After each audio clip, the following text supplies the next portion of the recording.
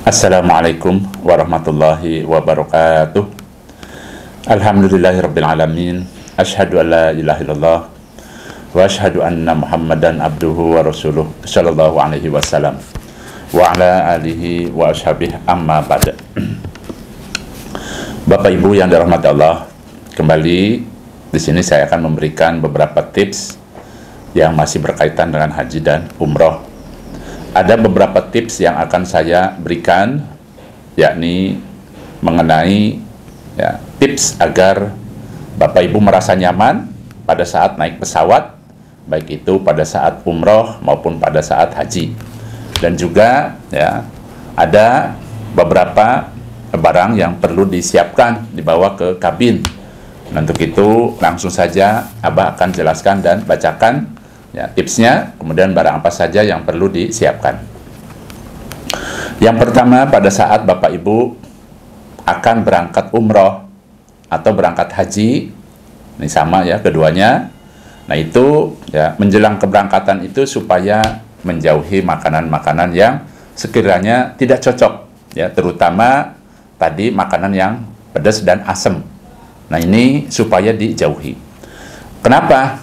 Karena Abah berharap nanti pada saat di pesawat itu Bapak Ibu perutnya itu tetap nyaman, tidak ada keinginan untuk buang air besar, karena kalau umpamanya mungkin pada saat akan berangkat, menjelang berangkat kemudian ada asupan makanan yang tidak cocok, itu menyebabkan perutnya tidak nyaman, mules, kemudian ingin buang air besar. Nah itu insya Allah akan menyulitkan sendiri, karena tempo hari ada jamaah yang pada saat baru juga beberapa jam naik pesawat, ternyata perutnya mungkin kurang sehat, sehingga dia ingin buang air besar, intinya tidak nyaman lah, jadi buang air besar di pesawat itu kurang nyaman. Nah, untuk itu supaya dihindari, intinya itu hindari makanan pedas, makanan asam, atau makanan yang sekiranya tidak cocok dengan perut Bapak Ibu. Itu yang pertama. Kemudian yang kedua, Abah memberikan arahan-arahan ini kan supaya nyaman, Jadi 2 jam sebelum berangkat, ini 2 jam sebelum pesawatnya itu berangkat, usahakan minum obat sakit kepala. Ini terutama bagi orang yang baru pertama kali akan naik pesawat.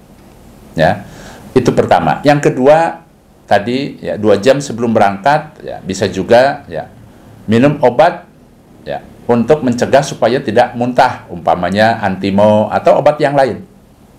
Kenapa Abah sarankan minum obat sakit kepala, umpamanya Bodrek, umpamanya itu karena orang yang baru pertama kali naik pesawat itu dikhawatirkan tadi pada saat pesawat lepas landas, nah itu biasanya ada guncangan-guncangan sedikit sehingga akan menyebabkan tadi pusing. Belum lagi kalau umpamanya pesawatnya itu nabrak awan, itu guncangan-guncangan itu biasanya memang yang Abah rasakan juga tadi ketidaknyamanan. Jadi 2 jam sebelum berangkat kalau Abah biasanya itu minum, kebetulan Abah kan cocoknya Bodrek, jadi minum obat sakit kepala dulu, supaya betul-betul nyaman, Tapi kalau umpamanya Bapak Ibu sudah terbiasa naik kendaraan, naik pesawat, tidak perlu. Ini hanya mengingatkan saja, Boleh minum obat sakit kepala, boleh umpamanya minum antimo, obat untuk mencegah supaya tidak muntah, Tapi 2 jam sebelumnya, Nah, kemudian yang ketiga, silahkan membawa botol isi air, isi air, tapi botolnya jangan besar-besar, yang ukuran sedang saja, Adapun nanti pada saat pemeriksaan disuruh dibuang, umpamanya, tidak apa-apa dibuang saja, tapi nanti di dalam perjalanan menuju pesawat bisa diisi lagi, karena di bandara itu ada keran air minum, untuk persiapan nanti umpamanya butuh air minum, Nah itu tipsnya seperti itu, Kenapa? Karena tadi tujuannya nanti pada saat di pesawat, walaupun memang di pesawat ada nanti pada saat di pesawat itu pramugari umumnya akan memberikan snack, ya, air minum dan lain sebagainya. Tetapi saran Abah nanti dengan adanya air minum bawa sendiri itu, ya, supaya memperbanyak minum karena kan banyak duduk, itu ya, seperti itu.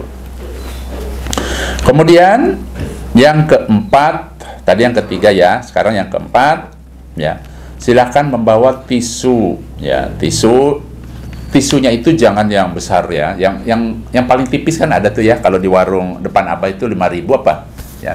Tujuannya adalah untuk persiapan kalau umpama di bandara, ya, kondisi tempat pipisnya itu, ya kan, kadang-kadang ya modelnya itu ya cara mensucikannya ya pakai tisu.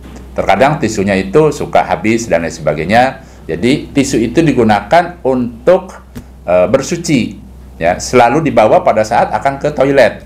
Dikhawatirkan di toiletnya itu tidak disiapkan tisu, ya. Tapi yang tipis saja, ya. Nah, kemudian yang kelima, bawa kantong kresek 1, tapi yang ukuran kecil. Nah, kantong kresek ini tujuannya adalah ya umpama betul-betul kurang sehat sehingga ingin muntah dan lain sebagainya, sudah siap, ya, sudah siap. Karena tempo hari juga ada ya yang ternyata ya mungkin karena kurang tidur dan lain sebagainya merasa kurang sehat sehingga muntah-muntah, ya. Jadi disiapkan plastik untuk muntah, gitu ya. Kemudian bagi Bapak Ibu yang mungkin ingin bawa sendok, ya, sendok yang modelnya stainless, cukup bawa 1. Kenapa? Karena di pesawat itu kadang-kadang ya makanan dikasih tetapi sendoknya suka nggak kuat gitu untuk motong daging atau apa umpamanya tuh nggak nyaman. Ini kalau Abah ya, kalau Abah itu kadang-kadang bawa sendok supaya nyaman makannya. Tapi ini penting tidak penting, ya. Umpamanya tidak bawa juga tidak apa-apa. Yang ketujuh, ya, jangan lupa bawa obat secukupnya. Ingat ya, secukupnya itu berarti contoh misalnya obat sakit kepala cukup 2 umpamanya. Kemudian bawa apa umpamanya yang dioles-oles kepala untuk sakit, ya, umpamanya semacam minyak kayu putih, tapi yang kecil saja umpamanya, ya. Jangan obatnya banyak-banyak, ya. Dipotong saja itunya, umpamanya tabletnya isinya 10, potong aja 2 gitu. Dikit saja supaya perjalanannya nyaman. Yang kedelapan, ya, diusahakan, ya, silahkan jangan lupa pada saat akan berangkat umroh kan naik pesawat, di pesawat itu ya insya Allah dingin, ya. Apalagi kalau berangkatnya itu malam hari, maksudnya pesawatnya itu di perjalanan itu malam hari, biasanya sangat dingin. Nah, jadi diusahakan membawa jaket, ya. Silahkan bawa jaket, tapi jangan yang terlalu tebal kayak mau kita main salju, itu juga akan merepotkan. Maksudnya jaket apalah umpamanya yang kira-kira untuk keberangkatan itu nyaman, intinya itu, ya. Jadi terlalu tebal juga ya tidak nyaman nantinya, ya, karena ribet gitu, ya. Kemudian silahkan membawa bantal leher, karena perjalanan dari Indonesia khususnya ke Jeddah kurang lebih 9 jam. Kalau dari Indonesia ke Madinah kurang lebih 10 jam.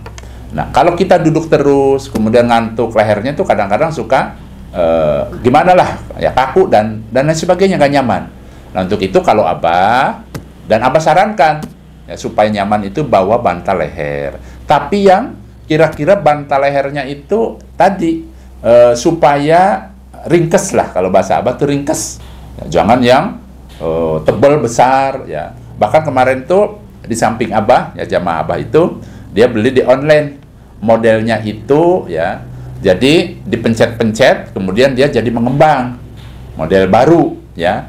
Nah, kemudian nanti setelah selesai tinggal dibuka, anginnya dikeluarkan, jadi ringkes, ya, dari plastik kalau dia dipakai seperti itu. Hanya saja ya Abah belum pernah mencoba apakah nyaman apa tidak, tapi ringkes dia seperti balon.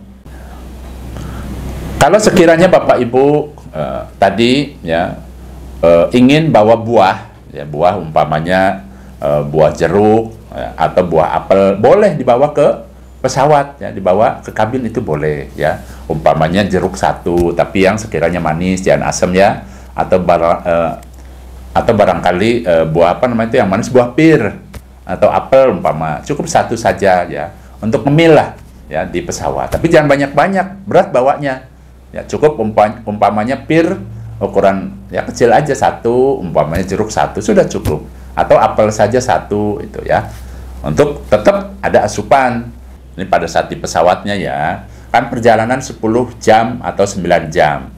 Usahakan jangan duduk terus ya. Usahakan kalau sekiranya pesawatnya kondisinya sedang aman, tidak ada peringatan bahaya dan lain sebagainya, silahkan bangkit berdiri ya, kemudian berjalan. Boleh di pesawat jalan ya, kemudian digerak-gerakkan tangannya, kepalanya, pinggangnya ya, supaya tetap fit, tetap sehat. Tapi ya tadi umpamanya 3 jam sekali bangun, kemudian gerak-gerakan, itu ya, supaya tetap sehat. Kan kita mau ibadah ke sananya, ya. Lanjut, pada saat berada di pesawat, nanti ya, ada para petugas itu menawarkan minuman, ada kopi, ya, kemudian ada jus jeruk, jus apel, jus nanas, nah, kemudian air dingin, air putih dingin. Nah, kalau sekiranya Bapak Ibu ya tadi ingin tetap fit dan sehat, ini hanya saran ya, itu silahkan minta air putih hangat saja untuk menjaga kondisi tubuhnya tetap fit ya. Bukan berarti tidak boleh minum jus, karena umumnya kan yang umroh ini sudah di atas 50 tahun. Usahakan ya, jangan kita karena hawa nafsu ngelihat teman-temannya minta jus, umpamanya jeruk, jus apel, itu semuanya insya Allah asam Bapak Ibu ya, asam semua ya. Jadi yang namanya jus apel, jus jeruk, kemudian jus nanas itu Masya Allah asam. Jadi tetap Abah sarankan supaya hindari saja, sabar ya, sabar nanti sajalah ya. Barangkali nanti setelah selesai umroh mau nanti di rumah pesen jus jeruk umpamanya, kan namanya di rumah. Tapi ini baru juga dalam perjalanan ya. Ingat jaga kesehatan ya, supaya tetap sehat ya. Kemudian ya umpamanya di situ kan kadang-kadang mau kopi mau susu umpamanya ya. Usahakan kopi ya, teh segala itu ya supaya dijauhi lah. Cukup air putih hangat saja ya. Itu cari amannya ya. Nah, kemudian juga ya diusahakan Bapak Ibu ya jauhi yang namanya minuman bersoda. Kadang-kadang ada di pesawat itu ya, dia itu di pesawat kan tidak semua sama pesawatnya ya. Kadang-kadang ada pesawat Etihad umpamanya ya, kemudian Garuda atau Lion Air. Nah, umpamanya menawarkan minuman yang bersoda, itu pun jauhi Bapak Ibu. Ya kan ada Fanta, Sprite umpamanya, apalah minuman yang bersoda, jauhi saja ya. Diusahakan cari aman, air putih hangat saja ya. Lanjut, pada saat ya, ada perasaan ingin ke toilet, usahakan jangan menunda-nunda, jangan malas ya. Usahakan, tadi kan Abah sudah pesan bawa air minum ya ke pesawat. Nah, tetap ya asupan air putih supaya tetap berjalan. Dan kalau ternyata ingin pipis ya, ingin buang air kecil, jangan ditahan, jangan males, tetap ya seperti kita biasa saja ya. Tujuannya ada masukan tapi ada juga pengeluaran ya, tubuh kita supaya tetap sehat. Jangan ditahan ya, kalau ingin pipis silahkan ke toilet. Selanjutnya usahakan ya, kalau ada peringatan ya, kan kadang-kadang posisi pesawat itu umpamanya nabrak awan ya. Nah, itu tandanya berarti kondisi supaya mempersiapkan pakai pasang sabuknya ya. Ini mungkin baru pertama kali jadi masih bingung. Kalau ada tanda ya, biasanya di atas itu tanda sabuk, sabuknya itu disatukan. Nah, berarti silahkan Bapak Ibu supaya dipasang sabuknya. Nah, kemudian untuk waktu sholat, pada saat berada di pesawat kan bingung ya, waktu sholat mana saja yang belum dikerjakan. Dan kalau sekiranya tidak bisa memperkirakan, silahkan tanya ke petugas. Ingat ya, biasanya petugas siapa? Petugas yang lalu lalang ya. Kalau bahasa kita namanya pramugari atau pramugara. Nah itu ya, tanya saja umpamanya belum sholat zuhur, ya tanya saja tidak apa-apa ya, sholat zuhurnya jam berapa dan lain sebagainya. Ya tanyakan bagaimana caranya supaya di dalam perjalanan itu tetap sholat. Kalau abah yang bimbing, biasanya jamaah tahu beres saja. Biasanya justru abah yang sibuk itu ngurusin kapan waktu sholat subuhnya, kapan waktu sholat isanya umpamanya.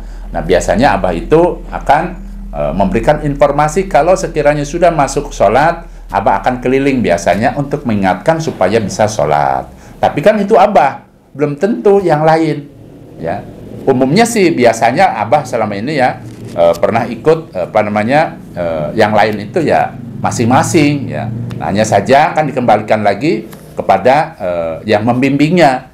Nah, kalau abah ini tetap ada perasaan tanggung jawab. Bagaimana caranya agar jamaah-jamaah umroh tetap bisa beribadah walaupun di pesawat, tuh ya. Kalau abah selalu ingatkan, ini waktu sholat ya. Tapi biasanya abah dulu tuh, abahnya sholat dulu, kemudian setelah sholat buru-buru abah kasih tahu teman-teman terdekat, kemudian siapa saja yang sekiranya belum sholat, ya. Jadi di antara teman-teman itu memang sudah dididik atau digembleng dulu. Kalau pada saat waktu sholat, langsung beritakan ke teman-teman yang lain. Ya, jadi betul-betul rukun kompaknya di situ. Memang sudah dibina dari awalnya. Nah, itu seperti itu. Kemudian yang terakhir, di sini abah mengingatkan Bapak Ibu ya. Jadi, Bapak Ibu yang akan haji maupun yang akan melaksanakan ibadah umroh, itu merupakan tetamu Allah.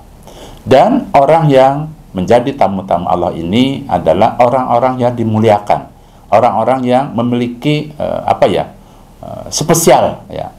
Spesial diantaranya yaitu doanya makbul, ya, doanya mustajab.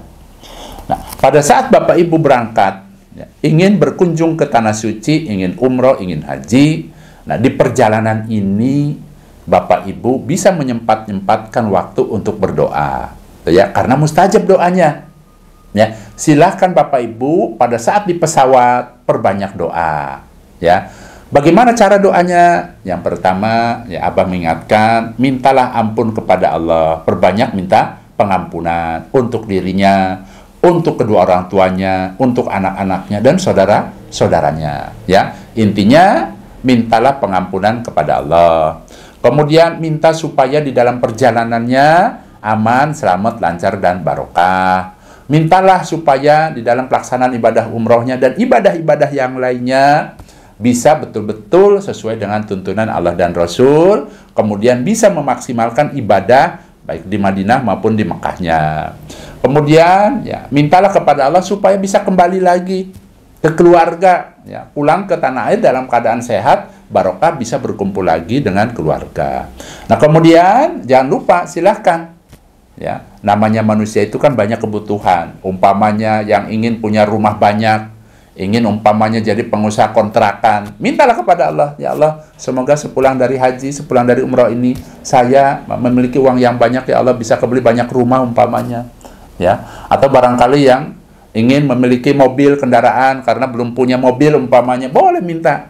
Mumpung Bapak Ibu, ya, waktunya itu mustajab. Ya, karena tadi di dalam perjalanan, jadi ada dua, ya, keistimewaan orang yang umroh, ya, mustajab doanya itu sebab yang pertama tamu Allah, ya, ada dalam hadis Ibnu Majah dijelaskan, al-hujaju wal umaru waqtullah indauhu ajabahum wa inistagfaru ghafaro lahum. Orang yang melaksanakan haji, orang yang melaksanakan ibadah umroh itu tamu-tamu Allah. Apabila dia berdoa kepada Allah, ya, maka ya, Allah akan mengabulkan doa-doa mereka. Dan apabila ya, dia minta ampun kepada Allah, kata Allah, maka akan aku ampuni mereka. Nah, itu janji Allah. Ya, silahkan Bapak Ibu perbanyak doa karena mustajab. Ya, orang yang menjadi tamunya Allah itu mustajab doanya. Itu yang pertama. Kemudian ada dalam hadis lain dijelaskan, ya, orang yang makbul doanya yaitu diantaranya adalah orang yang sedang dalam bepergian atau biasa disebut musafir. Itu doanya makbul Bapak Ibu. silahkan dimanfaatkan ya, waktu yang begitu panjang, kurang lebih 9-10 jam di pesawat itu, supaya perbanyak doanya. Kenapa? Karena makbul doanya Bapak Ibu. Ya, Abah mengingatkan, ya Bapak Ibu, insya Allah masih banyak kebutuhan-kebutuhan yang perlu Bapak Ibu butuhkan. Ya, masih banyak keperluan. Silahkan perbanyak doa. Itu pesan Abah, ya. Nah, kemudian jangan lupa juga Bapak Ibu, ya pada saat ya, Bapak Ibu ya, keluar dari rumah, ya supaya di hatinya niatkan bahwa akan menuju ke Baitullah itu niatnya adalah ibadah, niatnya adalah ingin mendapatkan pahala dari Allah, ingin mendapatkan pengampunan dari Allah, ingin mendapatkan ridhonya Allah, tuh ya. Jadi itu yang namanya niat karena Allah. Dan usahakan di setiap amalan-amalan Bapak Ibu nanti, ya, baik itu di Madinah, di Mekah, sebelum beramal supaya diniatkan hatinya karena Allah. Jadi bagaimana caranya? Yang namanya ibadah ini dari mulai awal, kemudian di tengahnya sampai berakhir, usahakan selalu niat karena Allah, ya. Baik Bapak Ibu, itu saja ya sedikit nasihat dari Abah, kemudian sedikit tips bagi Bapak Ibu yang akan bepergian naik pesawat, khususnya yang akan melaksanakan haji dan umroh. Abah doakan mudah-mudahan ya, keinginan Bapak Ibu untuk haji dan umroh ini betul-betul bisa terlaksana, dan semoga nanti dalam perjalanannya Allah memberikan sehat, Allah memberikan aman, selamat, lancar, dan barokah. Baik Bapak Ibu, itu saja. Mudah-mudahan Allah memberikan kemanfaatan dan kebarokahan. Abah pamit. Wassalamualaikum warahmatullahi wabarakatuh.